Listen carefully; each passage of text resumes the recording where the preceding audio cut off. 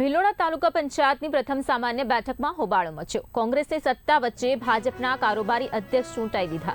બેઠક દરમિયાન સ્પીકરના અભાવે અવાજ ન સંભળાતા ભૂલ થઈ તો આ બાબતે સદસ્યો જણાવી રહ્યા છે। કોંગ્રેસના સદસ્યોએ ભાજપના ઉમેદવાર માટે હાથ ઉભા કર્યા। કોંગ્રેસના 13 તાલુકા સદસ્યોએ સામાન્ય સભા મોકૂફ કરવા માંગણી કરી।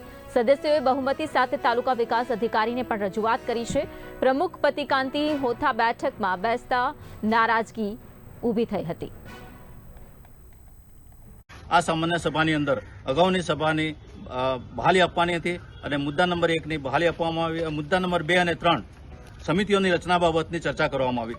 એ આ હોલની અંદર જે સાઉન્ડ સિસ્ટમના અભાવને કારણે 50% જે સભ્યોને છે એ અવાજ સંભળાતો ન હોવાના કારણે જે વોટિંગ સિસ્ટમ હતી એ વોટિંગ સિસ્ટમમાં વિક્ષેપ ઊભો થયો અને એ લોકોને અવાજ ન સંભળાવાના કારણે વોટિંગ પ્રક્રિયામાં બી એમને ઘણી અસમંજસતા ઊભી થઈ છે।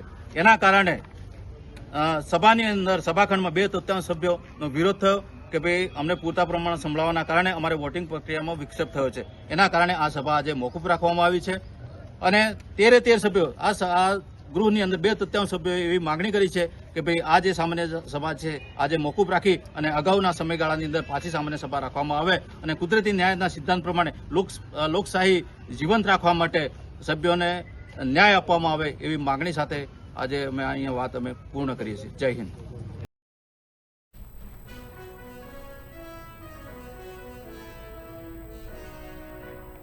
વધુ માહિતી આપશે સંવાદદાતા અલ્પેશ રાઠોડ। અલ્પેશ, જણાવશો જે પ્રકારે સામાન્ય સભામાં જે હંગામો મચ્યો હતો, શું ખરું કારણ રહ્યું છે, શું પરિસ્થિતિ સર્જાઈ હતી અને હવે સદસ્યોનું શું કહેવું છે? ચોક્કસથી આજે સવારે ભિલોડા તાલુકા પંચાયતની પ્રથમ સામાન્ય સભા મળી હતી।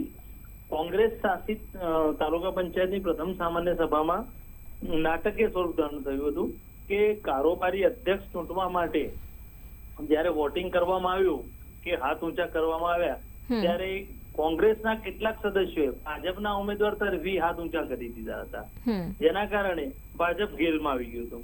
પરંતુ કોંગ્રેસના જે અગ્રણીઓ છે, પૂર્વ તાલુકા પંચાયત સદસ્ય છે, પ્રમુખ છે, એમને એવું કીધું, આક્ષેપ કર્યો હતો કે જે હોલ છે હોલની અંદર પૂરતો સ્પીકરો નહીં મૂકવાના કારણે અવાજ સંભળાતો નતો, એના કારણે ભૂલથી આ લોકોએ હાથ ઊંચા કરી દીધા છે અને એના કારણે પછી કોંગ્રેસના સદસ્યોએ પણ હોબાળો મચાવી મૂક્યો હતો અને તાલુકા પંચાયતના તાલુકા વિકાસ અધિકારી સમક્ષ રજૂઆત કરી હતી।